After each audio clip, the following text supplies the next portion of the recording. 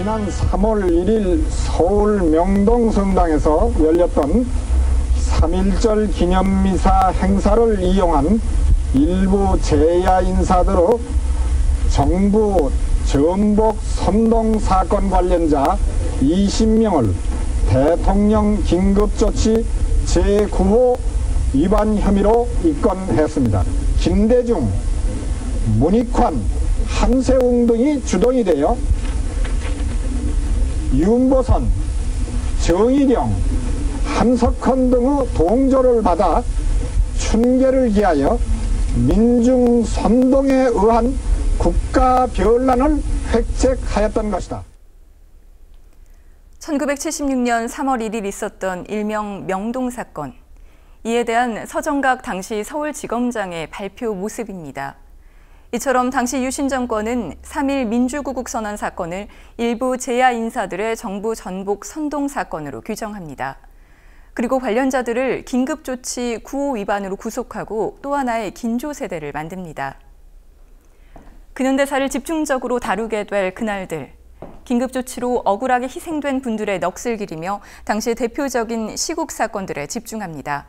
이번에는 그 두 번째 시간으로 유신 반대 운동을 확산시킨 3.1 민주구국선언 사건입니다. 1976년 3월 1일 저녁 6시 명동성당에서 3.1절 기념 신교와 구교의 대규모 합동 미사가 열립니다.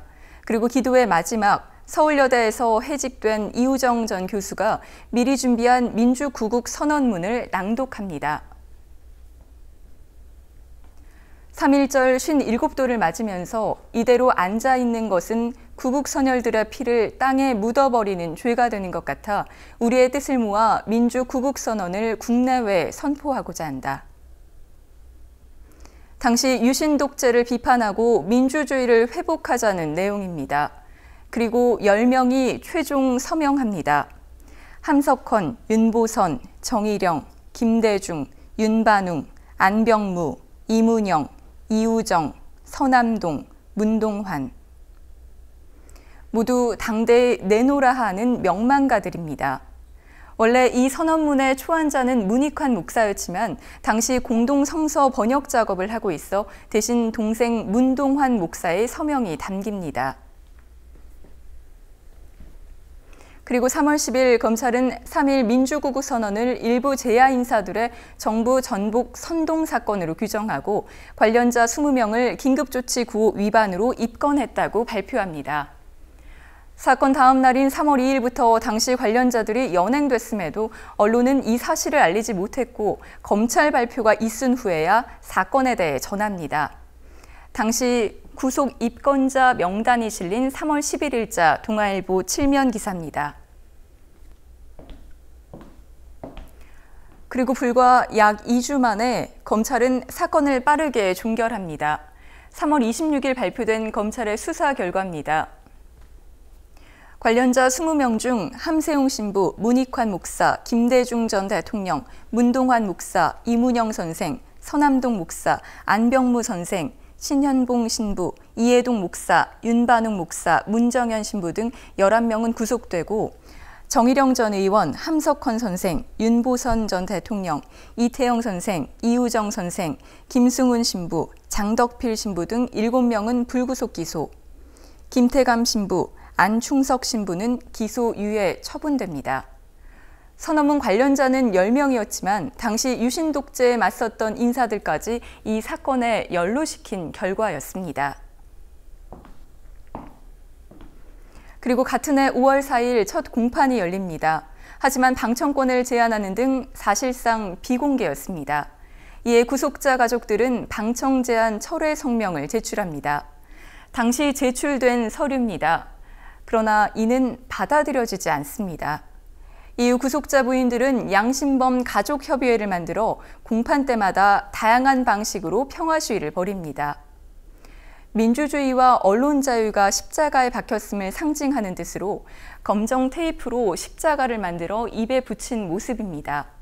또 남편 수감 번호가 새겨진 보라색 원피스를 입고 시위하기도 하고 공개 재판, 민주주의 만세 등이 쓰인 부채를 만들기도 합니다.